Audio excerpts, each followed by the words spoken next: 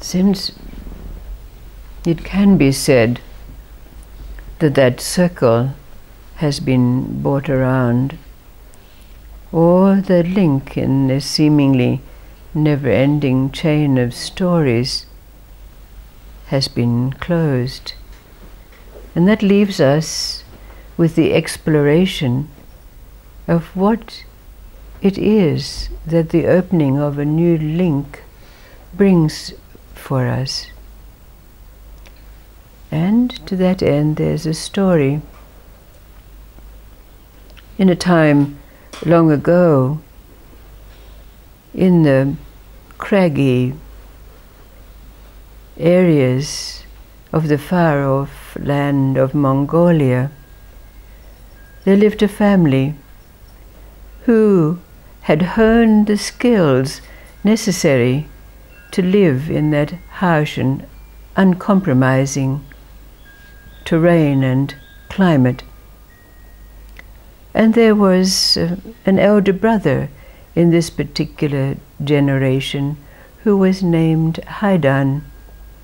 Now Haidan was renowned for his ability to track and capture the ibex that roamed in the steppes. And a younger brother, Haidar, was known for his ability to track, hunt down the magnificent snow leopards that roamed in the crevices of the crags of those steppes. Now there was competition between the two brothers, and their yurts were decorated with the horns of the ibex, and the floors were covered with the snowy white pelts of the snow leopards that had been caught. But it was the season for Haidar to hunt the snow leopards, and he went out one day and was able to track and see a magnificent specimen, a great beast. But as he followed it far, far into the deep crevices of this harsh land, suddenly the snow leopard disappeared into an opening in the rocks. And so when Haidar followed, he had to get down on his hands and knees to enable him to crawl through the aperture. When he did, he came into a vast cavern. And when his eyes began to become accustomed to the dark, he saw the glitter of what was found to be gems of all descriptions. Precious jewels covered every corner of this great opening. But in the distance he could see a flickering light. And as he made his way through another opening, he entered another cave, in the middle of which was a great fire. And there, by the fire, he saw the majestic snow leopard lolling benignly in its warmth. Now Haidar knew that this great beast could tear him apart in just a moment, and he was very afraid. He had his bow at the ready, but the snow leopard was totally unperturbed by his presence. But suddenly Haidar heard not a roar, not a rumble, but the shrill sound of a voice. And coming out of yet another opening, there emerged a creature, not of great stature, but so fierce and demonic looking, he recognized it immediately as an Afrit. Now this Afrit was screaming shrilly at Haidar, "What are you doing, invading my abode?" And Haidar, thinking quickly, apologized and said that he was tracking the snow leopard. And the Afrit said, "That snow leopard is my pet, and had you killed it, I would have devoured you immediately." Haidar apologized profusely and said, "Well, if you'll excuse me, I'll leave now." "Oh no," said the Afrit. "My last servant has just died, so you can become my slave." And with that, the Afrit fixed his eyes on Haidar, which rendered him totally immobilized, unable to think or respond.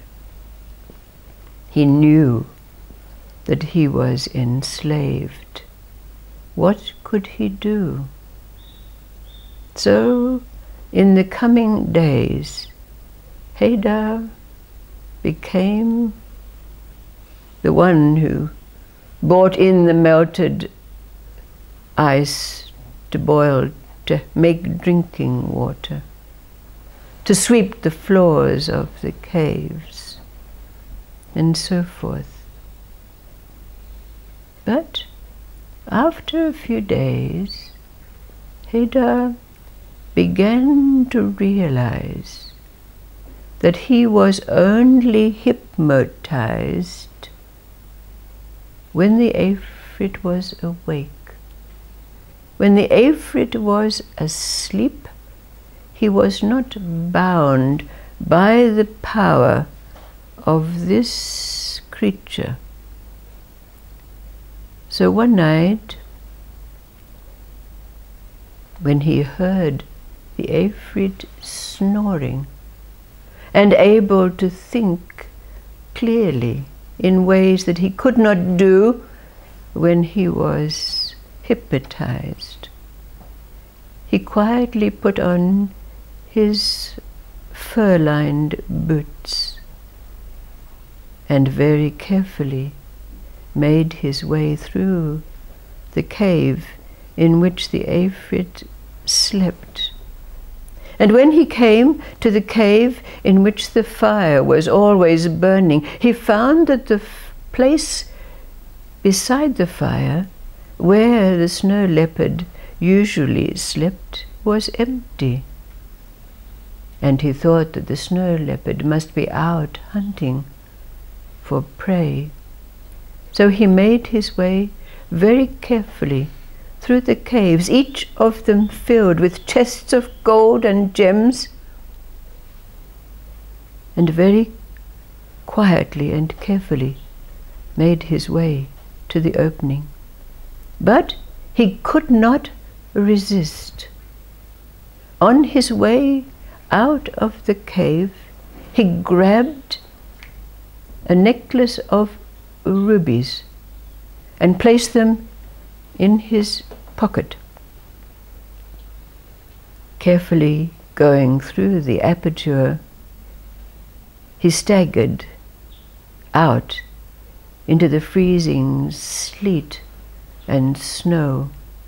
But he was very adept at finding his way, and though he was staggering and becoming colder by the moment, he was able to make his way back down and arrive at his yurt home, where he was greeted by his family with great joy. They thought he'd been taken by an animal or died in the cold and snow, the storms that had been about.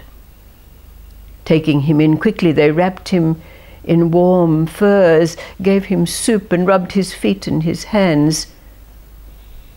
And then he told them his story. But they said to him, "Oh, you know, in these storms and in your condition, you have hallucinations, imaginings. No such thing could happen." He produced the ruby necklace to give proof of his story. But his mother merely had the thought that it was some rich woman that had dropped the necklace on her travels on the path through the steeps. No one believed him. He tried to convince his brother to go out hunting again for this place. But his brother said he had no time for that this was all part of his imaginings. Hayder often himself went out to try to find his way back to the entrance, but it was not to be found. Over many years, Hayder even doubted that this experience had occurred for him. But then there was the necklace of rubies. They gave him confirmation that indeed this experience had occurred, even though no one believed him.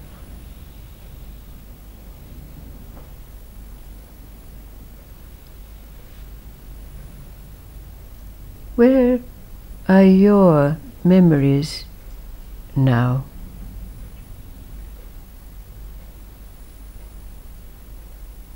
What is it that this necklace of rubies constitutes, represents for us? What does this story mean in the context of our lives? What has happened to all the experiences, good and bad, in our lives?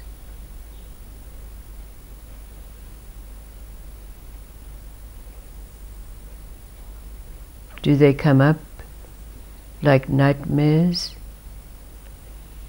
make you shudder and weep, and use the powers of mind to shut them out?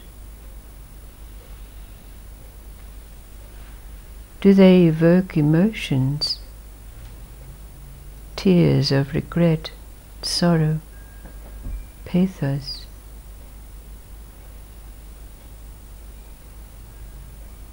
Or are they the rubies in the necklace,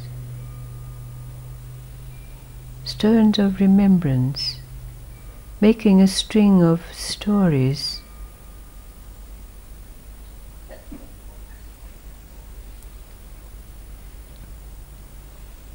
What's the deep meaning of this story for us? How does it introduce us to a new link in a chain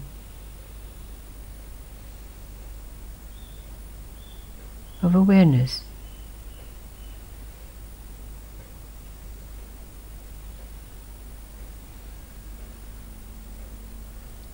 Are the experiences of your life, have they become the ruby necklace?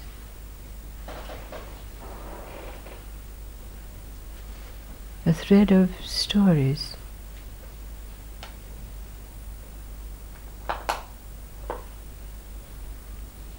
But having no longer the ability to cause pain, anguish, tears, regret, sorrow,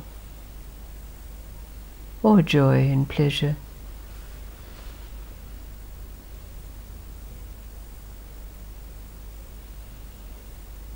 What's happened in your life?